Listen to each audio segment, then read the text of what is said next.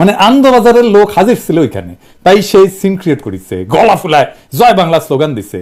সেই জয় বাংলা স্লোগান যা খুনি হাসিনার আদালতের মাধ্যমে স্লোগান দেওয়াকে বাধ্যতামূলক করেছিল, সেই স্লোগান, সেই ফ্যাসিবাদের স্লোগান এখন আদালতের মাধ্যমে জয় বাংলা স্লোগান দেওয়াকে ক্রিমিনাল অফেন্স হিসেবে ঘোষণা করতে হবে।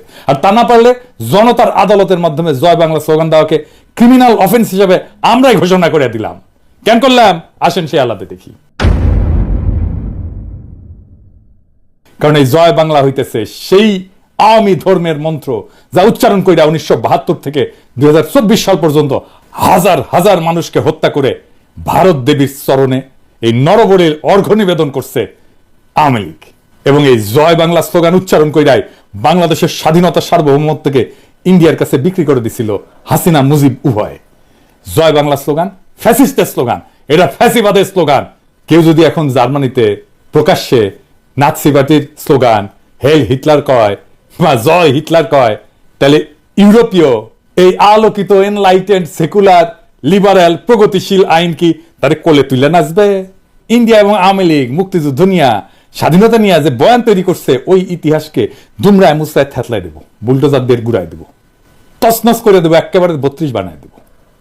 আমরা মুজিব নামের ফ্যাসিস্ট ফেটিশ আইকন, আমরা সেকুলারিজম নামের ইসলাম কোপানির ইন্ডিয়ান মূর্তিটারে ভাঙ্গা গুড়া গুড়া করে দেব। মাত্র 6 মাস আগে কি বিভৎস গণহত্যা চালাইছে হাসিনার খুনি বাহিনী আর ছাত্রলীগ যুবলীগের অস্ত্রধারীরা। পুলিশ আমাদের মেয়েদের তুলে নিয়ে হ্যারাস করছে গণহারে। আমি ডেইলি স্টারকে ধন্যবাদ জানাই এই রিপোর্ট করার জন্য, যদিও আমরা ওর উপরে বিলাত, কিন্তু এই রিপোর্টটা ভালো করেছে। কিন্তু আমার কাছে যে স্টেটমেন্ট আছে হতভাগ্য মেয়েটার, তার ভগ্নাংশ এই রিপোর্টে উঠে আসছে। আমি আশা করবো ডেইলি স্টার রাগ ঢাক না কইরা পুরা ঘটনা দুনিয়ার সামনে তুলে ধরবে। যে সমস্ত পশ্চিমা দূতাবাস কিছু হইলেই ফোন মারে প্রফেসর ইউনূসের সরকারের লোকজনদেরকে, তাদের বলতে হবে এই সময় আমাদের বাচ্চাদের রক্ষা করার জন্য কি করছিলা, কারণ সেই ফ্যাসিস্টদের রক্ষা করতে আসছে কোন নৈতিক অধিকারে। তো 21 বইমেলার ঘটনা নিয়ে মাহফুজ স্ট্যাটাস মারিছে, আসেন সেটা নিয়ে আলাপ করি। মাহফুজ জনতাকে মব বলে উল্লেখ করছে, তাদের ডেভিল বা শয়তান বলে বিবেচনা করা হবে উল্লেখ করছে, তাদের শক্ত হাতে দমন করা হবে, এটাই নাকি শেষ অনুরোধ মাহফুজের। কি আর বলবো ছোট ভাই মাহফুজ, এই এনার্জি আর এই হেডম আওয়ামী ফ্যাসিস্টদের বিরুদ্ধে দেখাইলে ভালো হইতো না? প্রফেসর ইউনূস তো নিজেই বলছেন সরকারের মধ্যে স্বৈরাচারের লোক আছে। শুনো, তুমি নিজেই শোনো, শুনছো কিনা জানি না। তোমরা বলার সময় বলেছো যে আমাদের এখানে স্বৈরাচারী সরকারের লোক বসে আছে, আমাকে এই করছে। তারা চলে যায় নাই। তোমরা বলছো যে তার সরকারে আছে, আমি বলছি তোমার গ্রামেও আছে। শুধু সরকারকে দেখি আমি চলে গেলাম, ওই সরকারে আছে, তারা কিছু করতে পারতেছে না। তোমার গ্রামে আছে, তুমি কিছু করতে পারতেছো? তুমি তো দুঃখ করতে এসছো আজকে। কাজে সেই তেজ আসতে হবে না, এটাকে জায়গা দেবো না আমরা কোথাও।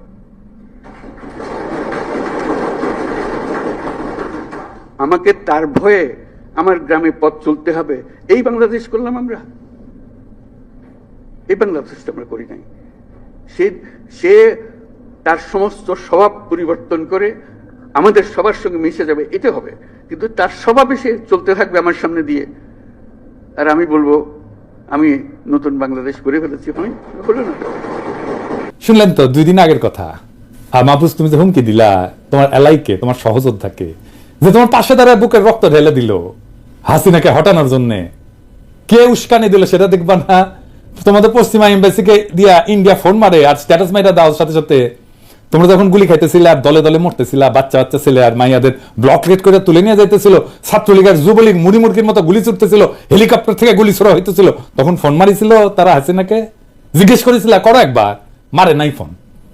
তাই পশ্চিমে বাংলাদেশের ইমেজ কি হইল এটা নিয়ে উতলা হইও না, বরং সাকসেসফুলি ফ্যাসিবাদকে নির্মূল করতে পারলে পশ্চিমা লিবারেলরা তোমার গুরু মানবে, তোমার মডেল মাইনা চলবে। ইসলামপন্থীরা রক্ত দিতেছে অনেক আগে থেকে, 2013 থেকে। ওরা হাসিনা মোদিরে ডরায় নাই, ওদের তুমি কিসের ভয় দেখাও মাহফুজ? ওরা কি ডর পায়? পায় না। ইসলামপন্থীরা আমাদের ফ্যাসি বিরোধী লড়াইয়ের সবচেয়ে গুরুত্বপূর্ণ শক্তি, তার সাথে বিবাদে যাইও না। রাজনীতি কিন্তু যুক্তিতর্ক না, রাজনীতি দিল আর দরদের বিষয়। তোমার বন্ধুদের অন্তরের খোঁজ রাখতে হবে। তুমি যাদের খুশি করতে গিয়া পরীক্ষিত বন্ধুদের অন্তরে দাগা দিছো, তারা এটা হতভম্ব, বিষাদগ্রস্ত। তোমার এই বিষয়ে একটা জরুরি কথা বলি আর কি, এটা সরকারের সবার জন্যই প্রযোজ্য। ইসলামপন্থীদের সাথে কেমন আচরণ করবে প্রফেসর ইউনূসের সরকার, সে ঠিক করতে পারবে, এটা এখনো মনে হয় ঠিক করতে পারো নাই। বাংলাদেশকে সারা দুনিয়া বা পশ্চিমা বিশ্ব কি নামে কোন রঙে চিনবে, সে বিষয়ে বাংলাদেশের আরবান এলিটদের একটা উদ্বেগ আছে। কি সেটা? সেটা হইতেছে যে সে ইউরোপ আমেরিকায় যেতে পারবে না, স্কলারশিপ পাবে না, ব্যবসা বাণিজ্য করতে পারবে না। ইসলামপন্থীরা পশ্চিমে যায় না বা যাইতে চায় না তা না, কিন্তু তরুণ ইসলামপন্থী তো মালয়েশিয়া বা তুরস্কে বৃত্তি চায়। আমেরিকান বা পশ্চিমা সাহায্য বন্ধ হইলে ওনারা উতলা হবেন কেন? ইসলামপন্থীরা হবেন না তো। সেই সাহায্য কি ওনারা কখনো পাইছে? যারা সেই তহবিলের কোনো অংশ পায় না, কোনোভাবে পায় না, তাদের কি বা আসে যায়? পশ্চিমা দাতা গোষ্ঠী সংস্থাগুলা প্রাথমিক, মাধ্যমিক, উচ্চ শিক্ষাখাতে অনুদান দেয়, সরকারি বেসরকারি স্কুল কলেজ ইউনিভার্সিটিতে যায়। মাদ্রাসাগুলোতে একটা ফুটা পয়সাও গেছে? যায়নি। তবে দিতে চাইছে। কখন দিতে চাইছে জানেন? মাদ্রাসা শিক্ষা রিফর্মের জন্য। মানে মাদ্রাসা শিক্ষা আর মাদ্রাসা শিক্ষা বলে চিনতে পারবেন না, শয়তানি দেখে। কোন মাদ্রাসায় কম্পিউটার ল্যাব করে দেওয়া যেত না? করছে? করে নাই তো। বাংলাদেশের আরবান এলিটরা মনে করে তার মুসলমান পরিচয় সে পশ্চিমে বিপাকে পড়তে পারে।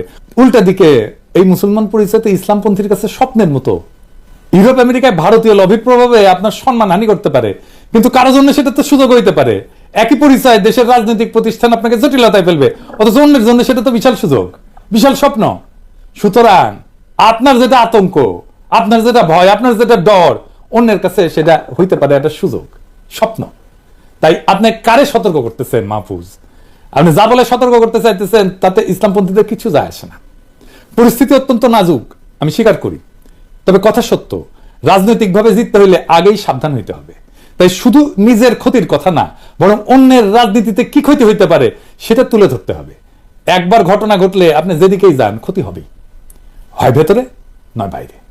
ধানমন্ডি 32 নম্বর ভাঙাতে বাংলাদেশে ফ্যাসিবাদী শক্তির লাভ হয়েছে না? অবশ্যই হয়েছে। প্রফেসর ইউনূস সরকারের লাভ হয়েছে না? অবশ্যই হয়েছে। ভয়ঙ্কর ব্যক্তিগত ঝুঁকির মুখে পড়ছে কে?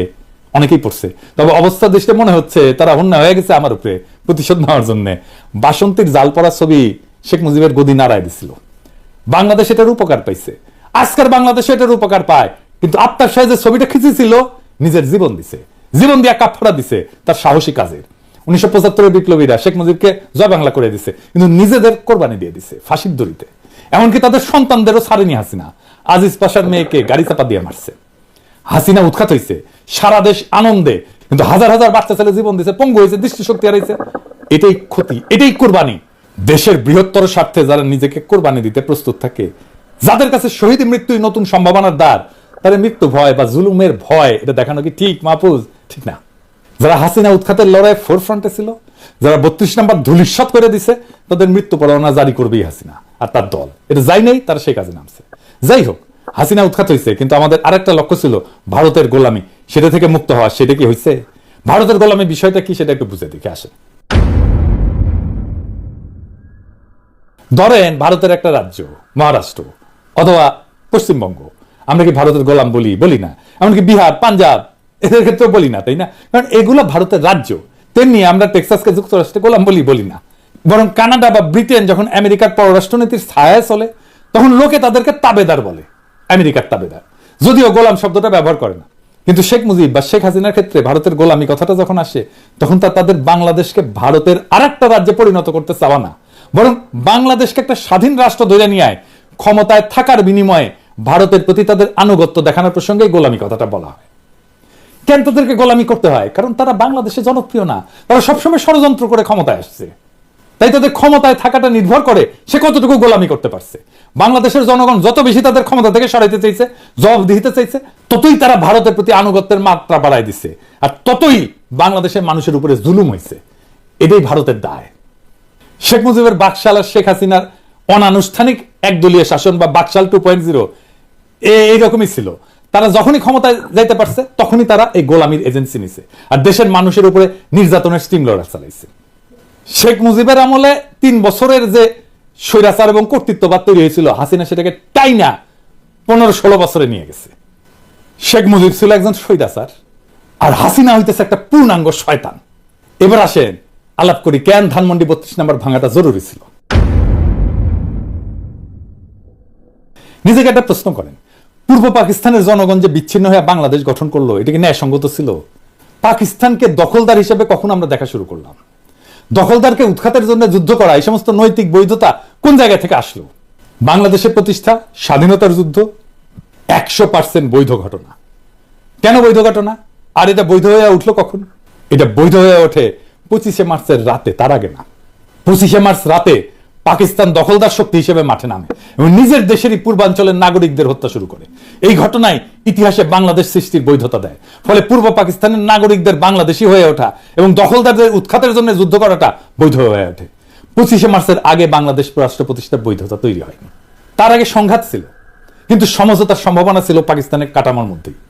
1952 সালে যে গভর্নর হাউস থেকে বাংলাদেশের মানুষের উপরে জুলুম চালানো হয়েছিল, সেই গভর্নর হাউসকে পরবর্তীতে বাংলা একাডেমি বানায় দিল। হাসিনার গণভবনকে যেভাবে জাদুঘর বানায় দেওয়া হয়েছে, ঠিক একইভাবে আইয়ুব খান রাষ্ট্রীয় প্রচারে রবীন্দ্রসঙ্গীত নিষিদ্ধ করলেন, আর পূর্ব পাকিস্তানের মানুষ পুরা দেশ রবীন্দ্রসঙ্গীতে ভাষায় দিল। ফলাফল আইয়ুব খান টিকে থাকতে পারলো না। সমঝোতা হইল, অন্তর্বর্তী সরকার হিসেবে ক্ষমতায় আসলো ইয়াহিয়া। নির্বাচন হইল, পূর্ব পাকিস্তানের জনগণ পাকিস্তানের নির্বাচনেই ভোট দিল, কেউ কিন্তু বয়কট করে নাই। বরং অনেকে আওয়ামী লীগকে জাল ভোট পর্যন্ত দিছিল। ইলিয়াস কাঞ্চন হাসিনার নির্বাচনের বৈধতা দিতে গিয়ে ফট করে সেই কথা বলে ফেলছিল।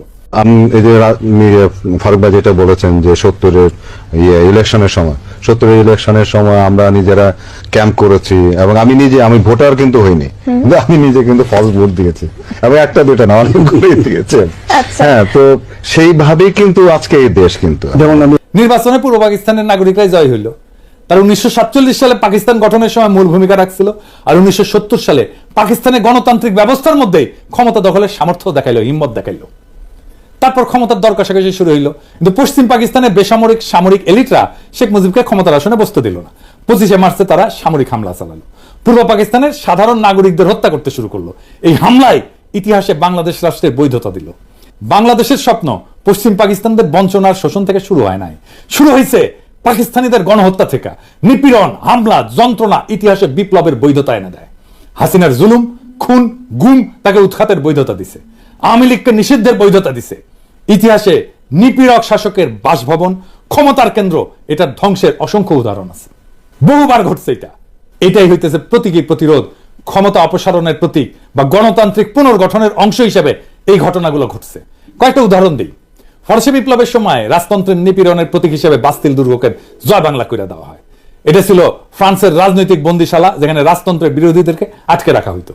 দ্বিতীয় বিশ্বযুদ্ধের পরে নাৎসি শাসনের প্রতীক হিটলারের অফিস এবং চ্যান্সেলারি ভবন ধ্বংস করে দেওয়া হয়।